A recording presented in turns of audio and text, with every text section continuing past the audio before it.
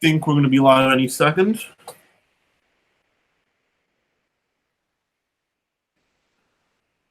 But there we go. Wow, an ad is playing before my own live stream. I can't even watch it. Anyway, guys, thanks so much for joining us. I'm here with Jory Goodman, the time teller. How are you, buddy? I'm good. Thank you so much. It's been a little while, but I'm happy to be starting this up again for 2019. Yeah, guys, nothing happened between me and Jory. You know, we're still great friends. Just life got in the way, you know? Exactly. Everybody was freaking out on my side of the channel. I don't know about you, but pretty much every time I post anything on my channel, everyone's like, "Where's Federico? Bring back Federico." Same thing here. Same thing here. And actually, guys, if you're living under a rock, you don't know who Jory is, link to his channel below in the description. Please go over, subscribe. He is honestly probably the funniest watch guy on YouTube, and I know I watch most of his videos. Thank you so much. I appreciate that, Fed. So today, buddy, I figured we'd be talking about, you know, what we want to see in 2019. You know, 2018 is over. Whether you think it was a good watch year or a bad watch year, I didn't think it was great for new releases, and people think I'm crazy because we got like double Pepsi. We got a whole bunch of stuff. But 2019 is here, and we're going to talk about kind of what we might hope to see being released or what we're looking for in watches this year. Right. I think, you know, I overall, I honestly think 2018 was a great year for watches. It wasn't without any controversy. I mean, there's some things going on with Tudor. There was some things definitely with the continued Rolex drought. But overall, 2018 was great. But I'm looking forward to certain things happening in 2019, and that's again what we're going to talk about today. Absolutely. And actually, Jory, we're already at 150 viewers. So, you know, hi to David Williams, Philippe, Samuel from Georgia, Targa Florio's here. All our regulars, man. Cowboy Swami, best name on YouTube. I know. And Ray Q. Ray Q is here. We got a bunch of the regulars. Grim Reaper, everyone. Valen Grey Moon, the Slender Wrist. Thanks, everybody, for joining us. But yeah, Jory, so I mean, so I don't really have a list prepared. I just kind of have a general idea of what I'm looking for. But do you want to start us off? I mean, what are you kind of hoping to see in 2019 watch-wise? Okay, so this very, very specific. And I don't know, I'm sure some of the regulars here are Seiko fans. I know you, Fed, are not super duper into Seiko. I love Seiko enough for the both of us, for sure. I am into Seiko. I'm just into specific ones. Right. Well, here's kind of something I need Seiko to do in 2019, and that's a 28,800 BPH watch. Okay, like give us that. There are comparable watches, like in comparable price ranges with Salitas, with SW200s, SW201s, and they're running really smoothly and beautifully, and I would just love if Seiko could give us that. No, man, I hear you on that. And actually, you know, my first one, it's so funny you let off on Seiko, is my first one is Seiko related too, and actually kind of relates to what you just said. I want them to take, what is the movement in the SKX? The 7S26? Yeah, it's 7S26. Yep. Yeah, I want them to take that and throw them all into a dumpster fire. I want them to discontinue that horrible, shitty movement, and I want them to put the 48 series or the 4 series of movements into the SKX. That's what I want. Right, if they could get a 4R, yeah, in there. I mean, because here's the thing, I love the SKX. It's like, honestly, Jory, you know my watch collection. It is probably the #1 watch in wrist time for me. Right. And yeah, the movement hasn't treated me badly, but could you imagine how much better it would be with the 4R? Because everybody always tells me, hey, Fed, why don't you have a Patty Turtle? Well, it's because I love the SKX, but the Patty Turtle is 1,000 times better, and that's only because of the movement. All right. Hacking, hand wind. It's great. It's just I don't think they're ever going to do it. That's the thing. I don't think they're ever going to do it either. I personally, if it's a price thing, listen, raise the price of the SKX by $80. I'm okay with it. Yeah, but they're stubborn. I think we have a better chance of them just releasing something new with a 28,800 BPH movement. They used to do it, so why not do it again? Well, and also Seiko's pioneering like high beat. I mean, the 3600. They make the 36,000 beats per hour in the Right. Grand Seiko. Right. And they used to do it in King Seiko too, if I'm not mistaken, right? Yeah, they used to do it in King Seikos all day, but they used to have just regular Seiko high beats all day long with high beat movements in it. So I don't know why they won't do it now, but it's probably because of their pricing structure and just a bunch of red tape on their end. I think that's a pretty realistic thing to want, though. I mean, I can totally see it. And on mine, yeah, they might never release it, but I'm actually thinking of sourcing a movement for my SKX and just having my boy Hanzi kind of swap it out for me. Right. Hey, a lot of mods going on. Yeah, why? And I've never modded anything, so I think it'd be an interesting one to do. Yeah. So actually, for me, I want something that's probably never gonna happen. But it's something I think you'd really like as well.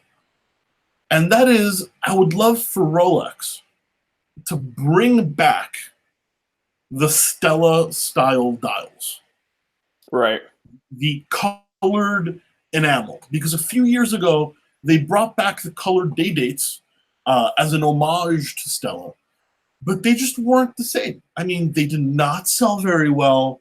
Nobody kind of wants them. They're beautiful, but they're metallic. I want those pastel, like matte, half glossy dials that are 30 grand. Because they have like this unique richness to them that you don't get with the more modern metallic tone. So I agree with you there. Yeah, those were beautiful. And I'll tell you what, I even like the refinished ones, like ones that are not made by Rolex, because they're so popular right now that third-party dial makers are making them themselves. And while that's sacrilege to a lot of people, it's so beautiful that like I wouldn't even mind getting one of those. You'll look past it. You'll look past modding a Rolex. Well, because like in the collector's market, especially as a dealer, like originality is king, right? Yeah. With like, is it a $20,000 watch or is it a $2,000 watch? And I don't know, man. I think Rolex would sell a ton of Stellas if they re-released it. Yeah, I'm all about it.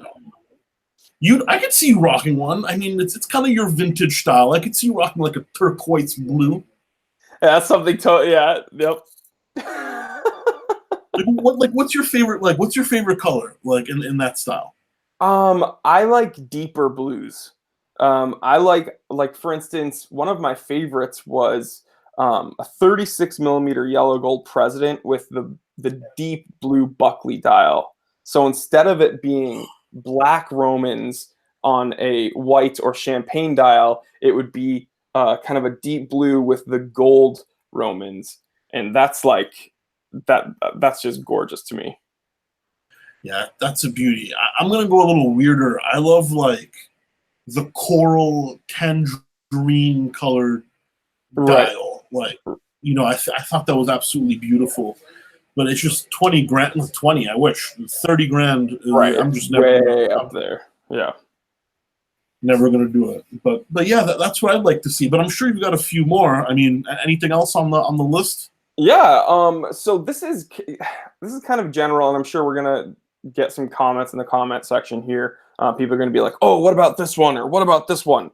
But for me personally, I would like Tudor to kind of stop focusing on their black bays and their sports watches and release a good, modern, dedicated dress watch. Like that's what I want to see. Can Tudor do it? Yes. I hate to burst your bubble. It's never. I mean, I'm not never, but that's not going to happen. Not soon.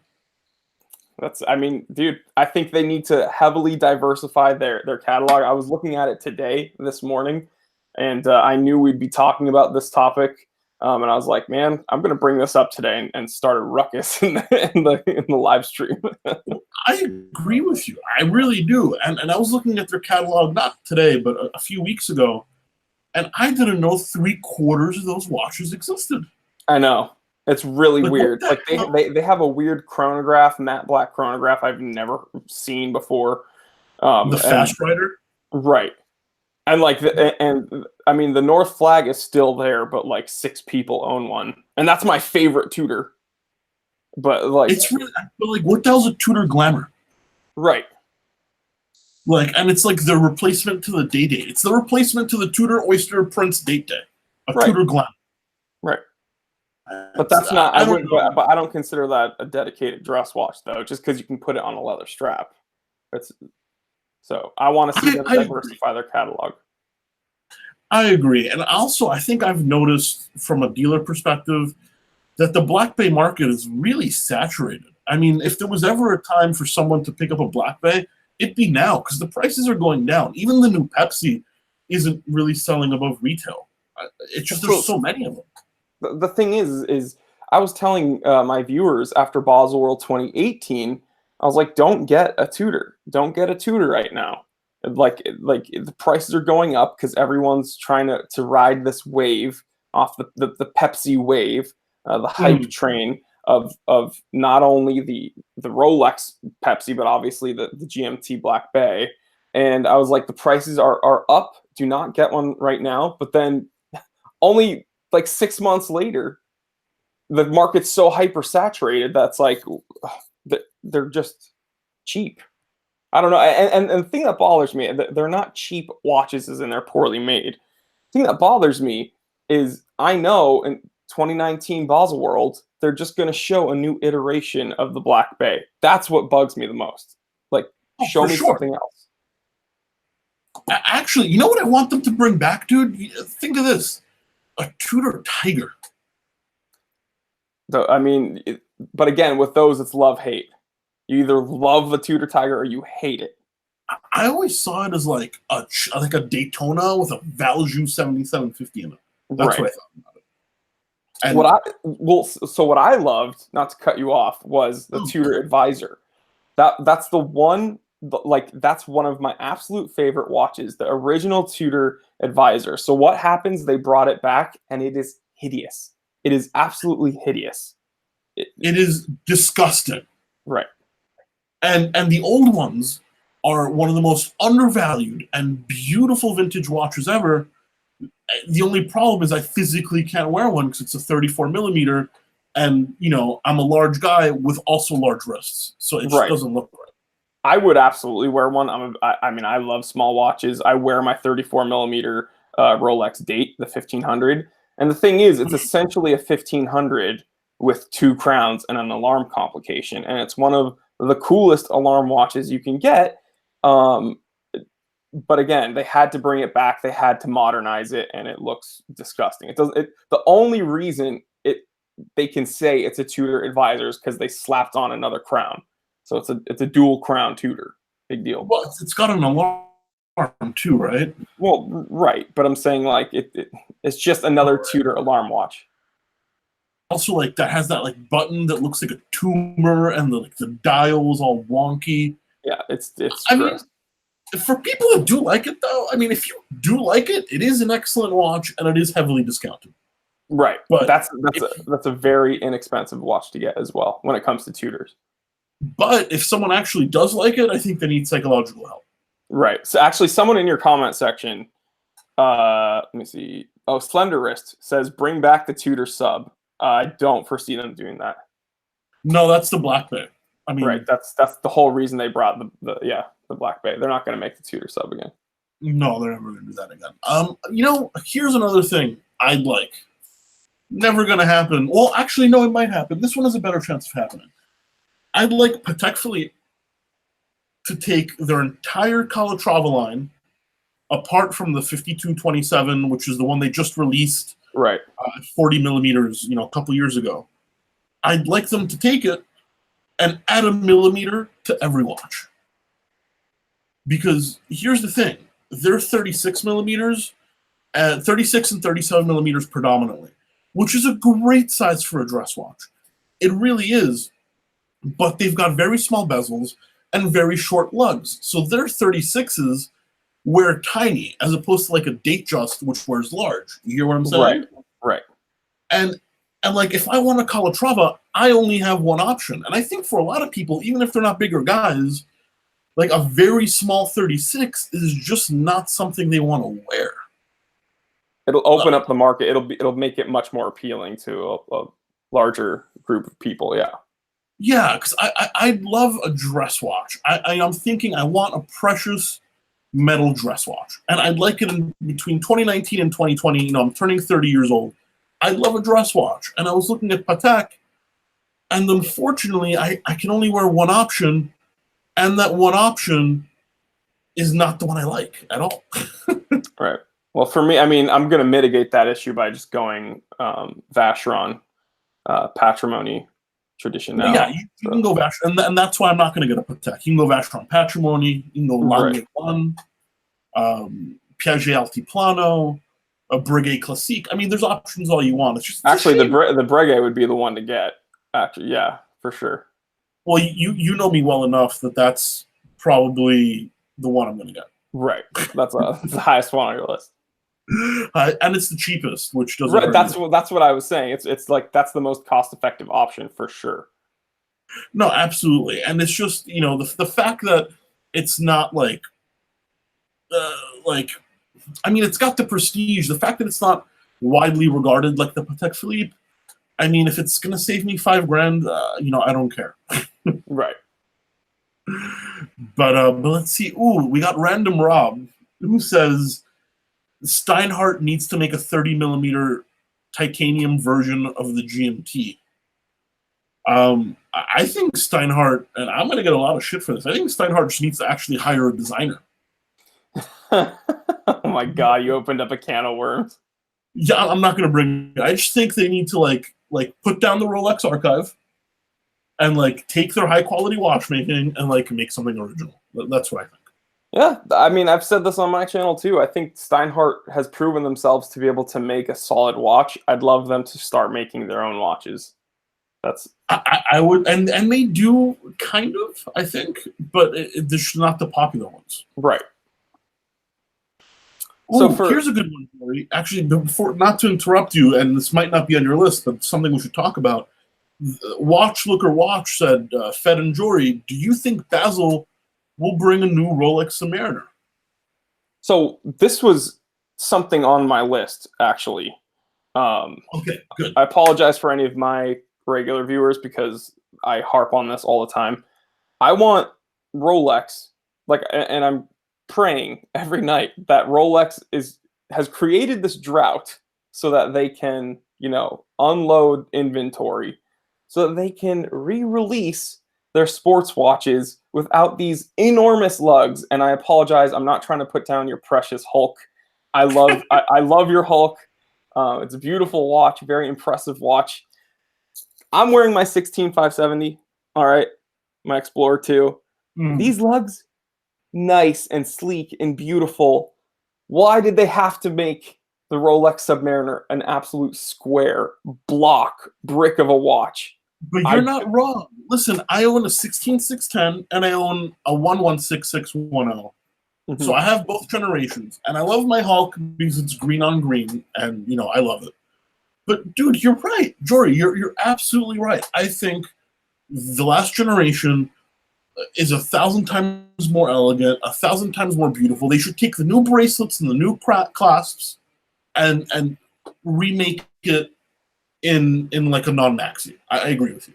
All right. The thing is that the whole kind of beauty of the Rolex Submariner and even their GMT Masters was that they were very, very versatile watches. You could throw that on a NATO strap. You could throw that on a leather strap, and you could wear it with a suit. You could wear it in any situation. But with these big brick maxi cases, when you put them on a leather strap, it kind of looks out of place. And I think that's unfortunate because the Submariner, is one of the most versatile designs out there. And it might just be me, but I would love to see them slim them down a bit.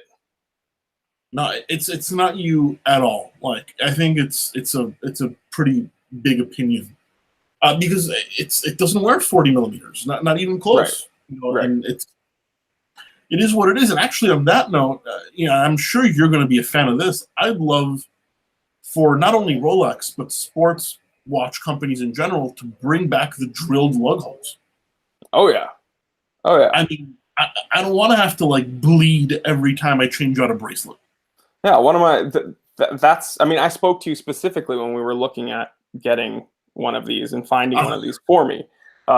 I said only drilled lugs, only drilled lugs. It just it's just so annoying with these watches to have to position yourself and then stab your thumb trying to pick out the spring bar. It's just a hassle. So always get drilled lugs, in my opinion. Do you want me to give like a pretty embarrassing confession live on the air? Been working in watches about 10 years. I own a freaking watch dealing company. I can't remove a Rolex bracelet.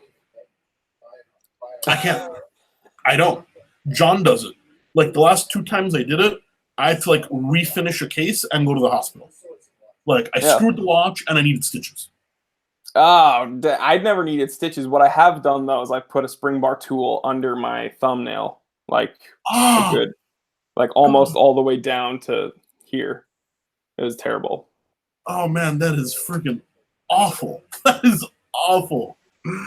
Let's see. Let me check out the comments a second. Oh yeah, Ani, a good friend of ours says, a good friend of mine, I'm sure he watches your channel, wants to know, does Rolex bring the new BLNR with the new movement, this bezel, or does it fall off the catalog? That's a good question. Well, there was a lot of kind of buzz a few weeks ago when it was left out of some pictures. So people are saying that was essentially confirmation of it being discontinued. I would say let's wait, because I think all the confirmation is coming from talking heads like you and I and other people. I don't think anybody actually knows. Will they get rid of it? Maybe, because I know that they're really trying to hype up the root beer and the Pepsi. So maybe they want more people to pay attention to those. And the root beer is not selling well at all. Yeah, exactly. So I think that strategically what they might do, if they do get rid of the Batman for now, drop that off and put the maybe even a new movement in the Pepsi and the root beer to try to get people to buy those. Yeah, what I think is going to happen, and there's some historical evidence to support this, but obviously we don't know, is they're going to probably drop it off. Then they're going to re-release the black. The Pepsi and the root beer already have it. And then they'll like probably bring it back next year. Because Rolex always releases like iterations, like in the space of 2 to 3 years, they trickle them out. So it could drop this year only to be re-released again in a year or two. Right. And hopefully with smaller lugs. Yeah, hopefully with smaller. Well, why can't they just use why can't they just use the case from that awesome Sea Dweller they made only for a year? Yeah, gorgeous watch. They won't do it though. They won't do it, and that would be an awesome compromise too. No, I agree. Oh, here's something I'd like for this year, because a lot of people in the comment section are talking about Panerai. By the way, wristwatch check. I'm wearing a PAM 111. What about you? Gorgeous. I already flashed this on camera. This is my Rolex Explorer 2 16570.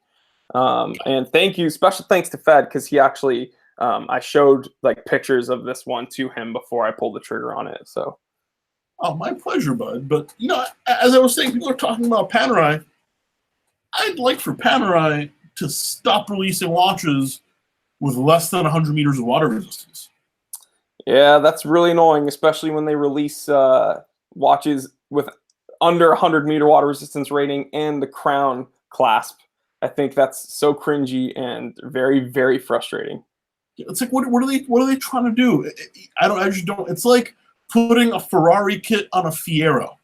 Well, so I have kind of a bit of a parallel here. What upsets me is there's a lot of cool Seiko 5s that I get questions about, and I know Federico's is probably not your wheelhouse. These sub $100 Seikos, but they have these really cool watches that, for all intents and purposes, are dive watches, right? They have the rotating bezel, they have the crown guards. They look like dive watches, but they don't have threaded crowns, and some of them don't even have 100-meter water resistance ratings. And they skirt the frustration by saying, "Oh, it's a dive style watch. It's not Oh, a that's dive watch." So maybe Panerai is trying to hop on that and say, "Oh, these aren't dive watches. They're dive style watches, guys." yeah, but Jory, I know you agree with me here, but like, how much more do you have to spend to rate a watch at 100 meters? Slap some threads on the case back, put in a gasket. There you go. How much money are they saving? It's not hard at all, guys. But I mean, really, how much money are they saving? Panerai, though, this is not a defense. I'm not defending them. In fact, this is actually a criticism. They have a whole bunch of issues when it comes to their business right now. So this is just one of them. No, massive, and it hurts for me to say it because everybody knows I'm a proud, loud Italian, and I love Panerai. I just do. It's what started me in this hobby is Panerai, and the brand is just imploding. Imploding. They don't even have an Italian CEO anymore, which is like the first time in the history of the brand. Sacrilege. Yeah, it's just it's a damn shame, I guess is my point. Damn complete shame. I think it's your turn, buddy. Yeah, so this is a bit of a general one, but going to be making an episode about this because I'm lucky enough. Although I'm sure you and I have the same metrics when it comes to like viewership, as far as like men or women or age groups and blah blah blah blah. I do have actually some women. It's a very small percentage, but I do have some women that watch the channel, and I get them writing to me, and every time I complain about something, I complain about this watch or the size or dimensions, or I don't like the movement or whatever, they write to me and they say, "Hey, well, at least you have a watch to complain about. The modern female watch catalog, it's depleted, it's dried, there isn't anything." And so speaking for the women out there, I would like watch companies to come out with more decent, diverse female watches.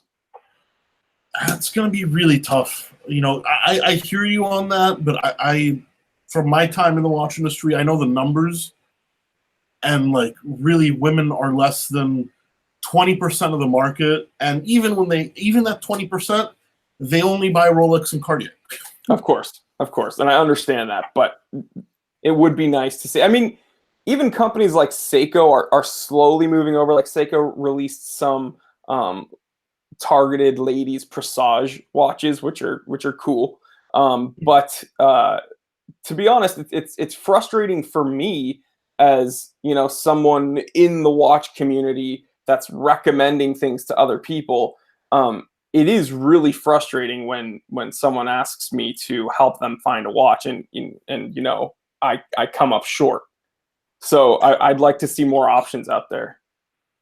No, absolutely, and maybe stop treating women like a second-rate customer. I mean, here's the thing: women, it's known. I don't care what anybody says; it's a fact. Women prefer quartz watches. Not all women, but generally they do. I used to sell a lot of mechanical Cartier to men, and I'd say, trust me, you want the quartz version. Not only is it cheaper, your wife is going to prefer it. They refuse to spend, $3,000 on a quartz watch. They buy the mechanical one. 2 weeks later, the wife is standing there exchanging the watch for quartz, simply because, it's they don't like to set the time. I'm speaking very generally here. I would love for women to have these quartz options, but that were not cheap Ronda movements. Like maybe develop a quartz movement. Right. Maybe if Cartier is going to charge $4,000 for a quartz tank, maybe develop like a quartz Cartier in-house movement, something like that. That's absolutely not going to happen. But I mean, if that's what it takes, though, for them to start releasing some more women's watches, then that'd be great. But I'm not even talking about companies like Cartier, because again, they have a very large catalog. I'm talking about like some maybe more affordable companies, but you Oh, know, who sure. knows? Maybe they have less money to play around with. But Oh, I know, guys, Citizen and Seiko, they're loaded. right? Well, Ori, but Seiko in 2018, at the end of 2018, they were attempting some more female watches, but I'd like some I'd like some more options out there. no, for sure. I mean, listen, options are never a bad thing ultimately. And actually, I just noticed we're going over the 30-minute mark. So, guys, I want to thank everybody for joining our first live stream of 2019. And no, me and Jory did not get a divorce. We were just busy. We're going to be doing these hopefully every week, right, buddy?